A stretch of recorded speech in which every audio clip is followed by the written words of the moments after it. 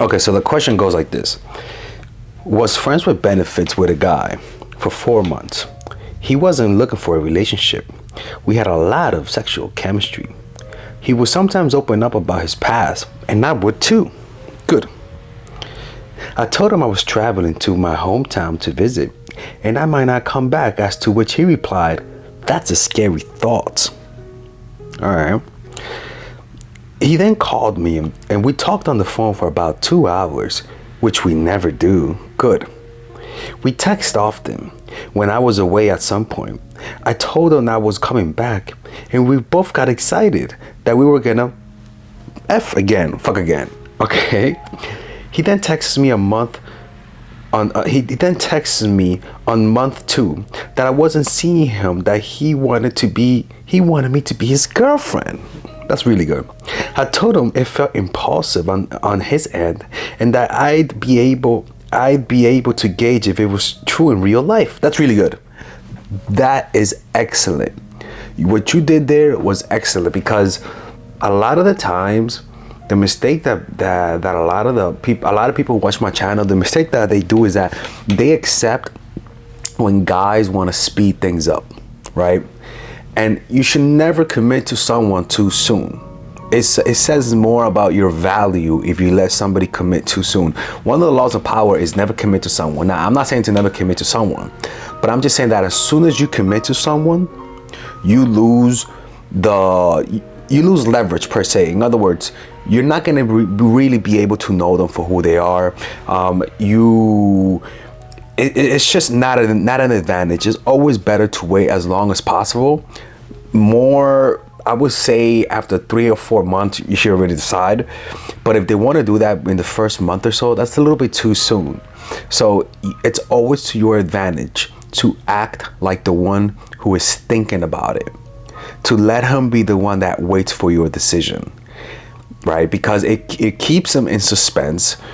It naturally makes you, and it's not just it's not manipulation, to be honest with you. It's just keeping your options open, because sometimes people want to see unconsciously how willing are you, how desperate are you, you know? And by you waiting, by you saying slow down, it puts you in a position of the one who is in more control. And as the guy, it's kind of awkward to be told to slow down by a girl, right? Like, calm your hot ass down. Like, it's a little awkward. So it just gives you, there's just too much to gain to not apply this strategy of slowing it down.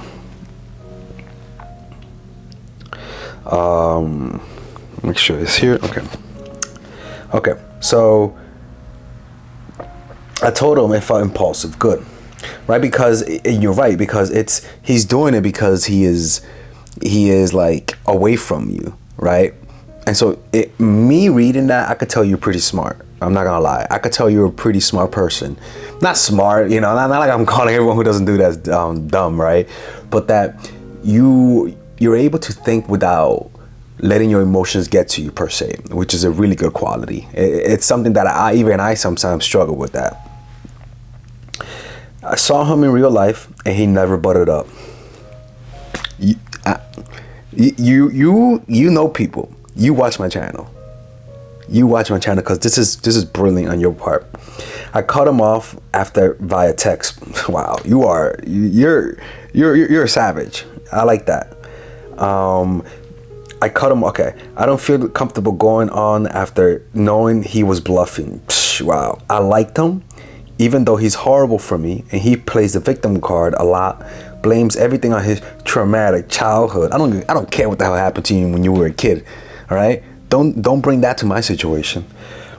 Anyways, my ego is bruised, and I feel rejected and insecure.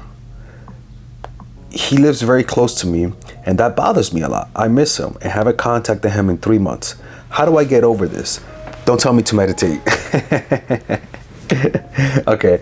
She says, I blocked him everywhere, by the way. I want to tell you more details about the... Okay. But his answer was offensive. And he said he understands and I should do what feels right. You see what I'm saying? Like, first, like, rather than him try to prove her wrong, he pretty much just said, okay, no problem. All right, no problem. You okay, sure. His last relationship was in high school, by the way. Okay. And you were with him for 4 or 5 months, actually. And then, okay, this is the thing, right? She said 4 or 5 months. And actually, he didn't speed it up. But for me, it's a problem when somebody wants a relationship within the first month and after a few months of knowing you, right? For me, the sweet spot is between 3 or 4 months. That's a sweet spot. There's something about somebody finally realizing they want a relationship after like 5 to 6 months. There's something that just doesn't feel right to me. As equal as someone who wants it after 1 month, it just doesn't feel right to me. And to me, you were totally right. He definitely felt that was definitely an impulsive decision. All because if it's one thing for him to say that if he's with you and he's seeing you every day, right? And by him seeing you every day, he's able to get a feel as to what you want, as to your energy. And so his desire to be in a relationship does not come because you're absent. His desire comes because he likes your presence. His desire came because he just wanted the poom poom, you know, or because there was scarcity, any element that makes if somebody wants a relationship all because of your lack of warmth or the lack of your presence, it's not really real, right? Wanting a relationship with you should come from him spending time with you and him feeling your presence and him feeling that chemistry. So it's more of a positive desire than a negative desire, which is to say, he likes you not because he misses you, but because he likes spending time with you, right? And to me, I read this, and you are even though you told me don't tell me to meditate, I think you are a woman or man who has high self-esteem.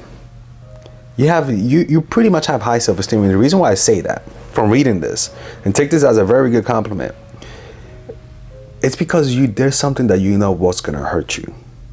You did something that you knew was against what you wanted, and yet you still did it. That to me is the mark of somebody who has real self-esteem, because you're okay with handling pain. You don't mind being hurt. You don't mind crying. You don't mind dealing with not gratifying your desires for a quick crumble of validation. That to me is perfect, excellent. That is excellent. You could tell people you watch my channel. You have reached that level. Honestly, that is. How do you get over this? Don't tell me to meditate. Okay, all right. Well, Jesus Christ, man, this girl is a sassy person. Telling me not to. She's already telling me what advice not to say. I like that. I like that. Ooh, Father Alex likes that. You block them everywhere. Jesus Christ, lady, like you're a savage, man. You're a savage. How do you get over them? Well, you just said it, right? You block them everywhere. Perfect. He can't pester you no more. You haven't seen him. Perfect. Now all you got to do is just keep doing that. Just let time do the work. You're gonna forget, right? Over time, every edifice falls. Over time, every connection breaks. Doesn't matter how strong the link is.